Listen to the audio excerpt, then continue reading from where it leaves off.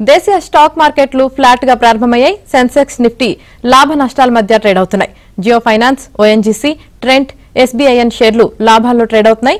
Hero MotoCorp, MNM, SBI Life, Tata Consumer Products నష్టాల్లో కొనసాగుతున్నాయి. ఇక ఓవరాల్ గా ఈ రోజు మార్కెట్ కి సంబంధించి పూర్తి విశ్లేషణ తెలియజేయడానికి ప్రముఖ బిజినెస్ అనలిస్ట్ వివికే ప్రసాద్ గారు ఉన్నారు. వారితో మాట్లాడటానికి స్క్రీన్ మీద కనిపిస్తున్న నంబర్ కి కాల్ చేయొచ్చు. ముందైతే ప్రసాద్ గారితో మాట్లాడదాం. సార్, గుడ్ మార్నింగ్ అండి. గుడ్ మార్నింగ్ అమ్మా. సార్, మీరు ఎప్పుడు కూడా చెప్తూ ఉంటారు ప్రతి స్టాక్ కు షేర్ ప్రైస్ ఇస్తూ ఉంటారు. అది ప్రతి క్వార్టర్ రిజల్ట్స్ వచ్చిన వెంటనే రివైజ్ అవుతుందని కూడా చెప్తూ ఉంటారు. మరి మీరు చెప్పే షేర్ ప్రైస్ కు మిగిలిన అనలిస్టులు చెప్పే టార్గెట్ ప్రైస్ కు తేడా ఏమైనా ఉందా? అంటే మనం చెప్పే షేర్ ప్రైస్ కాదమ్మా, ఫేర్ ప్రైస్. ఫేర్ ప్రైస్ అంటే ఏంటంటే ఏ కంపెనీ అయినా సరే మనం ఏదైనా వస్తువు కొనుక్కోవాలంటే దుకాణదారు చెప్పే రేటు వేరు, మన మనసులో మనం చెల్లించడానికి రెడీగా ఉండే ప్రైస్ వేరు. అలా మనం ఏం చేస్తామంటే ప్రతి కంపెనీ కూడా వర్కింగ్ రిజల్ట్స్ అనౌన్స్ చేసిన తర్వాత అవి అనలైజ్ చేసి ఎంతవరకు ఉంటే రీజనబుల్ లో ఎక్స్పెక్ట్ చేస్తాం. ఆ ఎక్స్పెక్ట్ చేసిన రేట్ కన్నా తక్కువ ఉండి కంపెనీ బాగుంటే కొనుక్కోమని చెప్తా ఉంటాం. అందువల్ల మనం చెప్పేటువంటిది ఏంటంటే అంచనా కట్టిన సిసలైన ధర ఎంత ఉండాలి అని చెప్పడం వరకు మాత్రమే. మిగిలిన అనలిస్టుల గురించి నేను ఎక్కువగా భేదాభిప్రాయం కానీ వారి గురించి తక్కువ చేసే ఆలోచన కానీ చేయకూడదు. కానీ వాళ్ళు చెప్పేది ఎలా ఉంటుందంటే ఎక్కువ మంది అనలిస్టులు చెప్పేది వాళ్ళ అంచనా ప్రకారం చేరదగిన ప్రైస్ అంటే చేరుతుంది అని చెప్తారు. అంటే ఎప్పుడైనా సరే రిలయన్స్ 3,000నో లేకపోతే ఇంకోటి ఏదైనా షేర్ ప్రైస్ గురించి చెప్తుంటే వాళ్ళు ఏమంటే ఆ రేటు రాబోతున్నది అన్నట్లుగా సూచిస్తారు ఒకటి, లేదా వస్తే బాగుండని ఆశగానే చెప్తారు. మనం చెప్పేది ఏంటంటే ఫెయిర్ ప్రైస్ అంటే ఎంతవరకు ఉంటే సమంజసం, ఏ రేటు కనుక సమంజసం అని అనుకుంటున్నామో ఆ రేటు వస్తే మనం అమ్ముకోవడానికి రెడీగా ఉంటామని. అంటే ఉన్న వర్కింగ్స్ ప్రకారం ఉండవలసిన ధర అది, తక్కువలో ఉంటే మనం కొనుక్కుంటాం అంతే తప్పితే ఆ రేటు వస్తుంది అని నమ్మకంగా పలకటం మన ఉద్దేశం కాదు. అందువల్ల దీనికి దానికి తేడా ఏంటంటే వాళ్ళేమో వస్తుంది అని చెప్తారు ఎక్కువ మంది, మనం వస్తుందని చెప్పాం. ఎంతవరకు వస్తే మనం అమ్ముకుంటామో చెప్తాం. ఇవాళ మంచి కంపెనీ పెరగడానికి అవకాశం ఉందనుకుంటే కొనుక్కోమని చెప్పడం మన ఉద్దేశం అనమాట. రైట్ సార్, ఒక కాల్ ఉన్నారు. బెంగళూరు నుంచి కుమార్ గారు కాల్ చేశారు. కుమార్ గారు, ఏ స్టాక్ గురించి తెలుసుకోవాలనుకుంటున్నారు అడగండి. ప్రసాద్ గారు ఉన్నారు. ప్రసాద్ గారు, గుడ్ మార్నింగ్ అండి. నాకు స్టాక్స్ ఇన్ఫర్మేషన్ కావాలా. ఒకటి వచ్చి సిమెన్స్ ఎనర్జీ ఇండియా, ఇంకోటి వచ్చి సుప్రజిత్ ఇంజనీరింగ్ లిమిటెడ్. ఈ ప్రైజ్ లో పర్చేస్ చేయొచ్చా అండి? ఏదైనా సుప్రజిత్ ఇంజనీరింగ్ లిమిటెడ్ ఈ ప్రైజ్ లో పర్చేస్ చేయొచ్చా? ఇంకొకటి వచ్చి సిమెన్స్ ఎనర్జీ అండి. సిమెన్స్ ఓకే చెప్తాను. సుప్రజిత్ ఎనర్జీ గురించి కనుక చెప్పాలంటేనండి, మొట్టమొదట ఇప్పుడు కొనుక్కోవడానికి అనువైనదా అంటే కాదు. ఎందువలన అంటే కూడా ఎప్పుడు కూడా ఏ కంపెనీ అయినా మీ పోర్ట్ఫోలియోలో చేరాలి అంటే మీరు కంపెనీ పనితీరు మెరుగుపడుతుంటే కొనుక్కోవాలి. అలా అన్ని బాగుపడవు కదండి అని అనకండి. ఎందుకంటే ఎప్పుడు చూసినా ఏ సమయంలో చూసినా క్లిష్ట సమయంలో అయినా మంచి సమయంలో అయినా కనీసం 200 నుంచి 500 కంపెనీల వరకు ఎప్పుడు మార్కెట్ లో బ్రహ్మాండంగా పనితీరు చూపిస్తూ ఉండవలసిన రేటు కన్నా తక్కువలో దొరుకుతూనే ఉంటాయి. ఇన్వెస్టర్లైనా మీరు నేను చేయవలసింది మన డబ్బు మీద లాభం రావాలి, కానీ మనం కోరుకున్న కంపెనీని కోరుకోవక్కర్లేదు. ఇప్పుడు సుప్రజిత్ కనుక ఇప్పుడే స్క్రీన్ మీద షేర్ చేస్తున్నాను. డేటా చూస్తే ఎందుకు వద్దంటున్నాను అంటే నాకు ఇష్టం లేక కాదు, ఎందుకు ఇష్టం లేదో కూడా తెలియాలి. ఇక్కడ మీరు చూస్తే దాని యొక్క ఎర్నింగ్స్ చూస్తే టోటల్ ఎర్నింగ్స్ సంవత్సరానికి చూస్తే ట్రైలింగ్ 12 months ప్రకారం 2,800 కోట్లు ఉంది. ఇప్పుడు 2 సంవత్సరాల క్రితం అది 3,200 కోట్లకు వచ్చింది. అంటే కేవలం 1.10% కూడా పెరగలేదు మొత్తం మీద చూస్తే. అది ఒక ఎఫెక్ట్. 400 కోట్లే పెరిగింది. ప్రాఫిట్ చూస్తే చూడండి, 5.67% ఉన్న కంపెనీ ప్రాఫిట్ మార్జిన్లు 5.78కి వెళ్ళిన తర్వాత 5.84కి వెళ్ళి ఇప్పుడు తగ్గుతూ 3%కి వచ్చాయి. ఇవన్నీ కూడా పక్కన పెట్టి అయినా సరే రేటు పెరుగుతుందని నాకు నమ్మకం ఉంది అనుకుంటే ఎందుకు ఉంచుకోకూడదు అంటే మా లెక్క ప్రకారం 433 ఉండాల్సింది ఎక్స్పెక్టెడ్ మార్కెట్ ప్రైస్, ఆల్రెడీ 483 ఉంది. కాబట్టి అది ఏ రకంగా చూసినా కూడా ముందు గ్రోత్ లేదు కాబట్టి కొనకూడదు, రెండవది ఆల్రెడీ ఓవర్ ప్రైస్ కాబట్టి అసలే అంటుకోకూడదు. సో ఏ రకంగా కూడా మీ దగ్గర ఉన్న అమ్ముకోవాలి, లేకపోతే కొనకూడదు. రెండవది సిమెన్స్ అన్నారు. సిమెన్స్ మంచిదా కాదా అంటే మంచిదే, కానీ ఇది కూడా చూస్తే ప్రాఫిట్ చూడండి ఒకసారి. రైట్ హ్యాండ్ సైడ్ కాలంలో ఉన్న వాల్యూస్ చూస్తుంటే 12% నుంచి తగ్గుతా వస్తుంది మార్జిన్ ఒకటి. ఇంకొక నెగిటివ్ సిమెన్స్ కి ఏంటంటే 21,000 కోట్లు 2024లోనే టర్న్ ఓవర్ రీచ్ అయితే ఇప్పుడు లేటెస్ట్ గా వచ్చిన క్వార్టర్ లో చూస్తే 17,000 కోట్లు. అంటే సేల్స్ తగ్గి ప్రాఫిట్ మార్జిన్లు తగ్గి ఈ కంపెనీ కూడా రెండో ఫ్యాక్టర్ ప్రకారం అంటే గ్రోత్ లో లేకపోతే మనం కొనుక్కోకూడదు కాబట్టి కొనకూడదు. ఒకే ఒక్క సొలేస్ కొద్దిగా కన్సోలేషన్ ఏంటంటే 3,600 వరకు ఉండవలసిన ధర ఇప్పుడు 3,250లో ఉంది.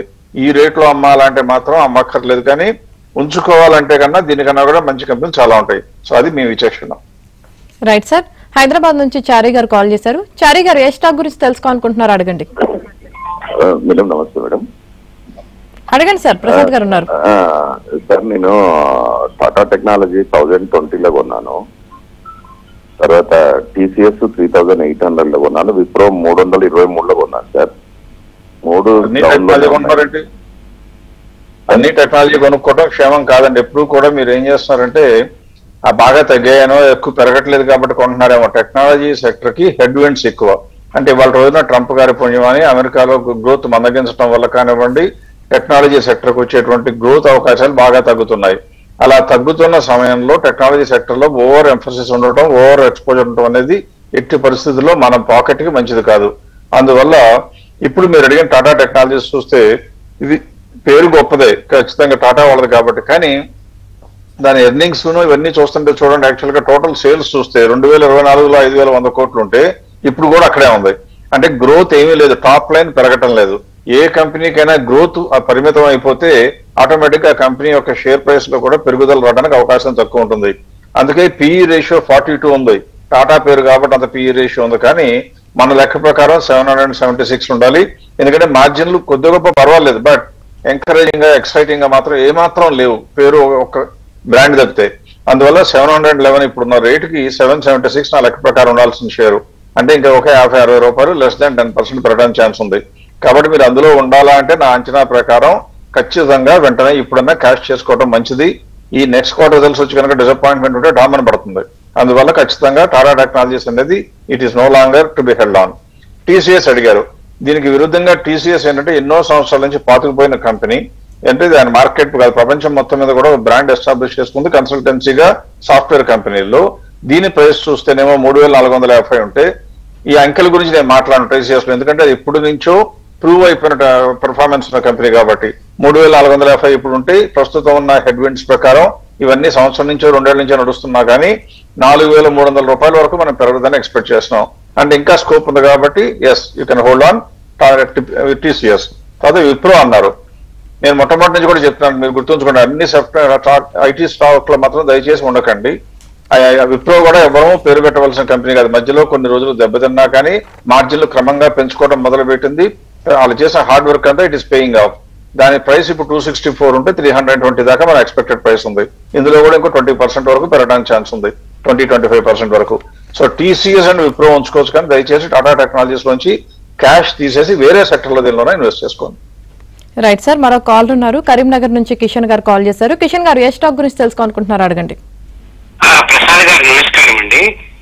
ఒక 2 stock sir, bell Rice industries ఒకటి, ఫెడరల్ మొగుల్ షార్ట్ టర్మ్ కోసం కొనుక్కోవచ్చా సార్? ఫెడరల్ మొగుల్ గోటేజ్. దాని పేరు మాట్లాడుతుంది కదండి మధ్యన. Federal Bell Rice Industries, Bell Rice Industries. Bell right, okay. ఇంకొకటి sir, Federal, F for foreign, E for east, D for dance. ఒక విషయం, అది పేరు మారింది ఈ మధ్య, అందుకని నాకు ఎమ్మడే చెప్పలేకపోతున్నాను. ఇప్పుడు ఒక నిమిషం అండి, చూస్తున్నాను. పెట్రోల్ స్మగ్లర్స్ ఇందులో చూస్తేనండి, ఇప్పుడు యాక్చువల్ గా ఈ కంపెనీకి ఉన్నటువంటి టోటల్ సేల్స్ లో దాదాపుగా ఎక్స్పోర్ట్స్ ఎక్కువ లేవు కాబట్టి పర్వాలేదు. కానీ మార్జిన్స్ చూడండి, ఒకసారి మీరు స్క్రీన్ మీద చూపిస్తున్నాను. రేటు ఈ మధ్యలో పెరిగిన మాట తప్పితే ఆ కంపెనీ మార్జిన్స్ ఒకప్పుడు ఎంత ఉండేయా అని చూస్తే 7% ఉండే, ఇప్పుడు 9%కి వచ్చాయి. కానీ పిఈ రేషియో చూస్తే మాత్రం 17 ఉండే, పిఈ రేషియో 10 టైమ్స్ వచ్చింది. మరి అక్క ప్రకారం చూస్తే సేల్స్ పెరిగి మార్జిన్లు పెరుగుతున్నా పిఈ రేషియో తగ్గింది అంటే ఇప్పుడు రేటు పెరిగిందనే విషయం పక్కన వదిలిపెడితే ఇప్పటికి కూడా యాక్చువల్ గా ఓవర్ ప్రైస్ అని చూస్తే ఓవర్ ప్రైస్ కింద కనపడుతుంది. కానీ అందులో చూడాల్సిన అన్ని బాగానే ఉన్నాయి. కంపెనీ మంచిది, పెర్ఫార్మెన్స్ బాగుంది, అన్ని బాగున్నాయి. కానీ మన అంచనా కట్టిన ప్రైస్ కన్నా కూడా ఆల్రెడీ ఎక్కువ ఉన్న కంపెనీలో ఇప్పుడు కూర్చోవాలా, కొనుక్కోవాలంటే కొనకూడదు. అందువల్ల ఎట్టి పరిస్థితుల్లో కూడా ఈ కంపెనీ దూరంగానే ఉండాలి. ఇంకోటి బెల్ రైట్ కదండి చెప్పారు. అవును సార్. బెల్ రైట్ నేను ట్రాక్ చేయట్లేదు, మాది కనపట్లేదు. రైట్ సార్, తాడేపల్లిగూడెం నుంచి నాగభూషణ్ గారు కాల్ చేస్తారు సార్, కాల్ తీసుకుందాం. మీ ఏ స్టాక్ గురించి తెలుసుకోవాలనుకుంటున్నారు, అడగండి. హలో, నమస్తే అండి. నమస్తే అండి. విజయ డయాగ్నోస్టిక్స్ అండి, డాక్టర్ లాల్పాద్ ల్యాబ్, ఈ టైంలో కొనొచ్చంటారా? అన్ని కాలంలో అంటే మార్కెట్ లో కనుక వర్కింగ్స్ బాగుంటే ఏ సమయంలోనైనా చలికాలమైనా వర్షాకాలమైనా ఎండాకాలమైనా ఏ కాలంలోనైనా కొనుక్కోగలిగిన కంపెనీలు hospitals and allied medical services కంపెనీలు ఉంటాయి. అందులో కాకపోతే ఏంటంటే మనలాగానే చాలా మంది ఆలోచిస్తారు కాబట్టి మిగతా సెక్టర్స్ లో కొద్దిగా ప్రమాద గంటికలు మోగుతుంటే వెంటనే దూకేది హాస్పిటల్స్ కి ఇట్లోకి ఎఫ్ఎంసీజీలోకి వచ్చేస్తారు. అందుకే ఇప్పుడు చూస్తే విజయ డయాగ్నోస్టిక్స్ తెలుగువారి కంపెనీ ఉన్న వాళ్ళలో మిగతా వాళ్ళకన్నా బ్రహ్మాండంగా పెర్ఫార్మ్ చేస్తున్న కంపెనీ, కన్సిస్టెంట్ గా గ్రోత్ కూడా చూపిస్తున్నది. మీరే ఇక్కడ స్క్రీన్ మీద ఉన్న అంకెలు కనుక చూస్తే 23 జూన్లో అంటే లాస్ట్ ఇయర్ 2 సంవత్సరాల క్రితం చూస్తే 475 కోట్ల టర్నోవర్ పెరుగుతా క్రమంగా పెరుగుతూ వచ్చి 680 కోట్లకు వచ్చింది. అది చాలా హెల్దీ సైన్ అండి. రెండోది ప్రాఫిట్లు చూస్తే కూడా 94 కోట్లు ఉన్నది 144 కోట్స్కి వచ్చింది. ఇంత పెరగనండి, కొంత ఎక్కువ పెరగనండి, మొత్తం మీద పెరుగుతానే వస్తుంది. అందుకే మార్జిన్ కూడా దాదాపుగా 21% అలాగే స్టడీగా మెయింటైన్ చేస్తుంది. అన్ని బాగున్నాయి. ఇప్పుడు కొనాలా అంటే మాత్రం కొనవలసిన అవసరం లేదు. ఎందుకు అంటే మనం కొనుక్కునే కంపెనీలో లాభం ఎంత ఎక్కువ వస్తే అంత మంచిదనే కోరిక మనకు ఉండాలి, కోరుకోవాలి కూడా. ఇది 997 రూపీస్ మార్కెట్ లో ఉంటే మా అంచనా ప్రకారం 1076 వస్తే ఎవరైనా నన్ను గనక ఆ సమయంలో వచ్చిన రోజున అడిగితే వెంటనే అమ్మేసుకోండి అని చెప్తాను. అంటే కేవలం ఆ 75-80 రూపాయల కోసం అంటే 7-8% ఆఫ్ ద మార్కెట్ ప్రైస్ కోసం కొనటం అనేది మంచి పద్ధతి కాదు. అందువల్ల ఇది కొనటం అనేది కొనటానికి పనికిరాదు. ఉంటే మాత్రం ఒక కాలర్ ఉన్నారండి, రాజశేఖర్ గారు విజయవాడ నుంచి కాల్ చేశారు. కాల్ తీసుకుందాం. రాజశేఖర్ గారు ఏ స్టాక్ గురించి తెలుసుకోవాలనుకుంటున్నారో అడగండి. అండి ఏదండి? Bajaj Hindusthan Sugars okay and SEPC. Okay okay. Bajaj Hindusthan sugar company గురించి అడగాలంటే షుగర్ ఇండస్ట్రీకి షుగర్ లో వచ్చే లాభాలు తగ్గిపోయి చాలా సంవత్సరాలు అయిపోయిందండి. ప్రస్తుతం ఏంటంటే షుగర్ ఇండస్ట్రీకి అంతా కూడా ఆ పెట్రోల్లో ఇథనాల్ బ్లెండింగ్ సంబంధించి వచ్చే ఇన్సెంటివ్స్ మూలంగా ఎక్కువ వచ్చే ప్రాఫిట్లు ఉన్నాయి. అది కూడా కొన్ని రోజులు పోతే అంటే ఒక 4-5 సంవత్సరాల తర్వాత అయినా ఖచ్చితంగా తగ్గుతుంది. కారణం ఏంటంటే ఎలక్ట్రిక్ వెహికల్స్ మొబిలిటీ వస్తే ఇందులో వచ్చే మార్జిన్లు అంతగా ఉండకపోవచ్చు. ఇకపోతే ఇప్పుడు మీరు అడిగిన బజాజ్ హిందుస్థాన్ చూస్తే ఏ రకంగా కూడా కొనడానికి కాదు కదా, అంటుకోవడానికి కూడా అర్హత లేని కంపెనీలో ఒకటి. ఎందుకు అంటే ప్రస్తుతం ఉన్న ప్రైసే దానికి నా అంచనా ప్రకారం ఎక్కువ. ఎందువలన అంటే ఇప్పుడు మీరు స్క్రీన్ మీద కనుక చూసినట్లయితే ఒకసారి నేను షేర్ చేస్తున్నాను. అందులో నెట్ ప్రాఫిట్ మార్జిన్ చూస్తే నాకు కనపడుతున్నంత వరకు కనీసం ఒక్కసారి కూడా లాస్ట్ 8 క్వార్టర్లో వచ్చిన ట్రైలింగ్ 12 months అంటే ప్రతిసారి గడిచిన 12 నెలల కాలాన్ని చూస్తే ఒక్కసారి కూడా లాభం లేదు.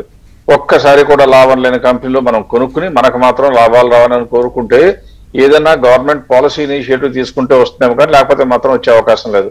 అందువల్ల according to me it is a touch me not share. ఇంకొక షేర్ చెప్పారండి, సారీ ఏమిటో మర్చిపోయాను. రైట్ సార్, మరో కాలర్ ఉన్నారు సార్, దుబాయ్ నుంచి గణేష్ గారు ఉన్నారు. గణేష్ గారు ఏ స్టాక్ గురించి తెలుసుకోవాలనుకుంటున్నారు అడగండి. Sir good morning sir. Good morning అండి, చెప్పండి సార్. స్పందన స్ఫూర్తి మీ రికమెండ్ ద్వారా తీసుకున్నాను సార్ 795 లో. కానీ నా తప్పిదం వల్ల నేను మార్కెట్ అబ్జర్వ్ చేయలేకపోవడం వల్ల కొద్దిగా వర్క్ ప్రెషర్ వల్ల దాన్ని ఇప్పుడు లాస్ లో ఉన్నాను సార్. 65% లాస్ లో ఉన్నాను. 795 లో తీసుకున్నాను, మంచి అంటే ప్రాఫిట్ లో ఉండింది. ఆ టైంలో అమ్మలేకపోయాను సార్. సో ఇప్పుడు లాస్ లో 65% లాస్ లోకి వచ్చాను. మరి అది యావరేజ్ చేయొచ్చా సార్, లేదంటే సెల్ చేసేయచ్చు, బుక్ చేయకూడదు. ఎందుకంటే మీకు లాస్ వచ్చిందన్నమాట కొద్దిగా వినడానికి బాధగా ఉన్నా నిజం, అది ఎవరం కాదనలేము. మనకి లాభం వచ్చినందు మూలంగా షేర్ ప్రైస్ పెరిగి మనకు మళ్ళీ అవకాశం వచ్చే సీన్ మార్కెట్ లో ఉండదు. మార్కెట్ చాలా నిర్దయతో ఎప్పుడు ముందుకు వెళ్ళిపోతూ ఉంటుంది. ఆ కంపెనీల పనితీరు బాగుంటే అందరూ భుజాల మీదకి ఎత్తుకుంటారు, నెత్తి మీద పెట్టుకుంటారు. ఒకవేళ కంపెనీల పనితీరు బాగాలేకపోతే ఏ మాత్రం ప్రేమ దోమ లేకుండా కింద పడేసి కాలుతో తొక్కి ముందుకు వెళ్ళిపోతారు. అందువల్ల స్పందన స్ఫూర్తి చూస్తే ఎందుకు బాగాలేదని చూస్తే ఆ రిజల్ట్స్ చూడంగానే వెన్నులో వణుకు రావాలి. ఒకసారి చూడండి మీరే. 2023 జూన్ లో దాదాపుగా దాని యొక్క ప్రాఫిట్ 350 కోట్లు ఉంటే లేటెస్ట్ గా వచ్చిన 25 మార్చ్ లో లాస్ ప్రాఫిట్ వదిలేసి ఎంత వచ్చిందని లాస్ 1000 కోట్లు లాస్. అలాగే మార్జిన్స్ చూస్తే ఒకప్పుడు 20% లాభాలు వస్తుంటే ఇప్పుడు 45% లాస్. బ్యాంకులన్నీ బాగుండి రాబోయే రోజుల్లో బాగుంటున్న ఈ కంపెనీకి మైక్రో ఫైనాన్స్ ఇన్స్టిట్యూషన్ లో అడ్డగోలుగా లోన్లు ఇవ్వడం మూలంగా ఉన్న వాళ్ళకి ఎలిజిబిలిటీ ఉన్న వాళ్ళకి లేని వాళ్ళకి ఇవ్వడంతో డిఫాల్ట్ ఎక్కువైపోయిందని తెలిసింది. ఆర్బీఐ కూడా కాషన్ లిస్ట్ లో పెట్టింది. అందువల్ల ఏ రకంగా చూసినా ఈ కంపెనీ ఉంచుకోవడానికి కనీసం 1% కూడా అర్హత లేదు. మీకు లాస్ వచ్చిందనేది పక్కన పెట్టండి, ఇప్పుడు కన్నా వదిలేయండి. స్టాక్స్ లో ఇన్వెస్ట్ చేయాల్సి మీరు కనుక డైరెక్ట్ గా స్టాక్స్ లో ఉండాలి అంటే ఇలా పని వంక పెట్టుకున్నావు, పని తీరు పెట్టుకుని నాకు సమయం లేదు అనేట్టయితే స్టాక్స్ లోకే రాకండి. మీరు వీలైనంత వరకు మ్యూచువల్ ఫండ్స్ లో ఉండండి. అలా కాకుండా ఈక్విటీస్ లో ఇన్వెస్ట్ చేస్తే కనీసం వారానికి 1-2 సార్లన్నా ఆ స్టాక్స్ యొక్క రిజల్ట్స్ గురించి పనితీరు గురించి ఖచ్చితంగా ఒక అవగాహన ఏర్పరచుకునే ప్రయత్నం చేయాలి. అదర్వైజ్ మీలాంటి వారికి పని ఒత్తిడిలో ఉంటే మ్యూచువల్ ఫండ్స్ బెటర్, కానీ ఈక్విటీస్ మాత్రం అంత ఆమోదయోగ్యం కాదు. Right sir. సత్యనారాయణ మూర్తి గారు అడుగుతున్నారండి, హెచ్డిఎఫ్సి లైఫ్ ప్రెజెంట్ ప్రైస్ లో తీసుకోవచ్చా అని అడుగుతున్నారండి. హెచ్డిఎఫ్సి లైఫ్ ఇన్సూరెన్స్ అనేది ఇన్సూరెన్స్ కంపెనీ ఇండియాలో పెనిట్రేషన్ ఎక్కువ ఉంది. ప్రస్తుతం ఇండియాలోని ఎకనామిక్ అప్టర్న్ మూలంగా, అంటే 4th largest economy in the world అవటం, యావరేజ్ పర్ క్యాపిటల్ ఇన్కమ్ పెరుగుతూ ఉండటం, లైఫ్ స్టాండర్డ్స్ పెరగడంతో ఖచ్చితంగా ఇన్సూరెన్స్ కూడా పెరగక తప్పదు. పైగా ఈ కంపెనీ కూడా పనితీరు బాగుందా అంటే పనితీరు బాగానే ఉంది. మీరు ఒకసారి పెర్ఫార్మెన్స్ కనుక చూస్తే సేల్స్ పెరుగుతూ ఉన్నాయి, అలాగే ప్రాఫిట్ కూడా చూస్తే 1800 కోట్లకు వచ్చింది. మార్జిన్స్ కూడా దాదాపుగా 2.5-3%. ఇన్సూరెన్స్ కంపెనీలో 2.5-3% కన్నా మార్జిన్లు ఎప్పుడు ఎక్కువ ఉండవండి, ఏ కంపెనీకి కూడా ఉంది. అన్ని బాగానే ఉన్నాయి. అయితే ఇవాళ కొనుక్కోవచ్చా అంటే కొనుక్కోవాల్సిన అవసరం లేదు. ఎందుకంటే మనలాగా చాలా మంది ఆలోచించి ఆల్రెడీ దాని ప్రైస్ పైకి లాక్కెళ్ళిపోయారు. 810 రూపీస్ ఉంది. ఇప్పుడున్న వర్కింగ్స్ ప్రకారం ఎంత బాగున్నా కూడా మన అంచనా ప్రకారం 765-766 ఉండాలి. ఆల్రెడీ 809, అంటే ఓవర్ ప్రైస్ అయిపోయింది. ఓవర్ ప్రైస్ లో కొనుక్కోవటం ఎందుకు, అత్యాశలు పెట్టించుకోవటం ఎందుకు? అందువల్ల మీ డబ్బులు మీ దగ్గరే భద్రంగా ఉంచుకోండి. మంచి కంపెనీలు అంటే బాగా పెర్ఫార్మెన్స్ బాగుండి రేటు తక్కువలో ఉన్న కంపెనీలు కొనండి, కానీ రేటు ఎక్కువ ఉన్న కంపెనీలు ఎంత బాగున్నా కూడా కొనే ధైర్యం చేయకండి. Right sir. అలాగే శ్రీనివాస్ గారు అడుగుతున్నారండి, బాంబే డైయింగ్ ఫేర్ ప్రైస్ ఎంతవరకు వెళ్ళొచ్చు అని అడుగుతున్నారు. ఎప్పుడు ఎంతవరకు వెళ్ళొచ్చు కాదండి, ఎంతకు వస్తే అమ్మొచ్చు. ఇప్పుడు కూడా మనం చెప్పింది అది, వాళ్ళు మనం మొట్టమొదటి కూడా చెప్పడం జరిగింది. ఫెయిర్ ప్రైస్ అంటే అర్థం ఏంటంటే ఎంత ఉండాలని మనం అంచనా వేస్తున్నామో చెప్తాం. ఆ రేట్ వస్తే అమ్ముకోవటానికి, ఆ రేట్ వస్తుందని టార్గెట్ లాగా పెరుగుతుంది అక్కడికి పెరుగుతుందని చెప్పే భాష్యం ఎవరు చెప్పకూడదు, మేము చెప్పాం. మనం చెప్పేది ఏంటంటే వర్కింగ్స్ ప్రకారం ఓవర్ ప్రైస్ ఉందా అండర్ ప్రైస్ ఉందా చూసుకోవడానికి ఫెయిర్ ప్రైస్ చెప్తాం. దీని యొక్క ఫెయిర్ ప్రైస్ చూస్తే 131 రూపీస్ ఉండాలి. దీనికి ఎంత ఉందండి, ఆల్రెడీ మార్కెట్ లో రేటు 167 ఉంది. కాబట్టి ఇప్పుడు కొనుక్కోవచ్చా, కొనుక్కోకూడదు. ఒకవేళ మన దగ్గర ఉంటే ఉంచుకోవచ్చా, ఉంచుకొని కూడా కూడదు. అమ్మేసుకుని బయటకు వచ్చేసి వేరే కంపెనీలోకి వెళ్ళిపోవడం మంచిది. Right sir. అదేవిధంగా మహారాష్ట్ర స్కూటర్ స్టాక్స్ కి ఫేర్ ప్రైస్ చెప్పమని అడుగుతున్నారు సార్. మహారాష్ట్ర స్కూటర్స్ అనేది పేరుకే స్కూటర్ అండి. యాక్చువల్ గా కంపెనీలో మొత్తం కూడా ఎప్పుడో యాక్టివిటీ బాగా తగ్గిపోయింది. ఎందుకంటే అదంతా కూడా ఇన్వెస్ట్మెంట్ కంపెనీ లాగానే మారిపోయింది. ఇవాళ రోజు చూస్తే ఫెయిర్ ప్రైస్ చూస్తే 16,200 ఉంది. నా అంచనా ప్రకారం రిటైల్ ఇన్వెస్టర్స్ అంటుకోవటానికి కూడా పనికిరాని షేరు. కారణం ఏంటంటే ఈ ప్రమోటర్లు యాక్టివిటీ చేసేది మనకు మ్యానుఫ్యాక్చరింగ్ చేస్తుంటే స్కూటర్ల యొక్క ప్రాస్పెక్ట్స్ గురించి కొనొచ్చు. కానీ వీళ్ళు చేసేదంతా ఇన్వెస్ట్మెంట్ చేసినప్పుడు మార్కెట్ పడితే డామినేట్ పడిపోతుంది, మార్కెట్ పెరిగితే పెరుగుతుంది. ఎక్కువ సిస్టర్ కన్సర్న్స్ లోనే ఉంటాయి బజాజ్ గ్రూప్ లోనే. కానీ according to me retail investors కి అంత మంచి కంపెనీని మాత్రం చెప్పలేం. Right sir. యోగానంద్ గారు అడుగుతున్నారండి, విఏటెక్ వే బ్యాగ్ ప్రెసెంట్ ప్రైస్ లో తీసుకోవచ్చా అని అడుగుతున్నారు.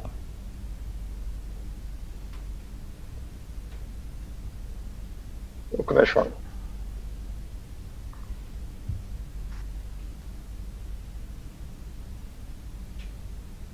వీటెక్ వాబాగ్ అనేది యాక్చువల్ గా వేస్ట్ మేనేజ్మెంట్ వీటిలో చేసే కంపెనీ అండి. అందులో ఉన్నట్లు మిగతా వాటితో పోలిస్తే బెటర్ ప్రాస్పెక్ట్స్ ఉన్న కంపెనీ. కానీ ఇందులో కూడా మీరు చూసినట్లయితే మార్కెట్ లో ఉన్న ప్రైస్ 1489 అలా ఉంటే దాని ఫెయిర్ ప్రైస్ 1556. అంటే ఎంత గ్యాప్ ఉంది, కేవలం 4.5%. మంచి కంపెనీ అయినా, పెర్ఫార్మెన్స్ బాగున్నా, నెట్ ప్రాఫిట్ మార్జిన్లు పెరిగినా అన్ని బాగానే ఉన్నాయి. కానీ మనకు అన్నిటికన్నా కావాల్సింది ఇక్కడ నుంచి పెరిగే అవకాశం ఎంత ఉందో కూడా తెలియాలి. మొట్టమొదటి అవి ఉండాలి, అన్ని కంపెనీ బాగుండాలి, పనితీరు బాగుండాలి, మార్జిన్లు బాగుండాలి. అవి ఉన్న వాటిల్లో మనకి సరసంగా దొరుకుతుంటే కొనాలి, కానీ లేకపోతే కొనకూడదు. ఈ కంపెనీ మంచిది కానీ సరసంగా లేదు అంటే మనం అనుకున్నటువంటి దగ్గర గ్యాప్ ఎక్కువ లేదు కాబట్టి ఇప్పుడు కొనుక్కోకూడదు. పైగా జూన్ క్వార్టర్ అయిపోయింది, వాటితో రిజల్ట్స్ కూడా వస్తాయి కాబట్టి జులైలో కొనుక్కునేటప్పుడు ఖచ్చితంగా మంచి కంపెనీలు గ్యాప్ అనేవి కొనుక్కుందాం.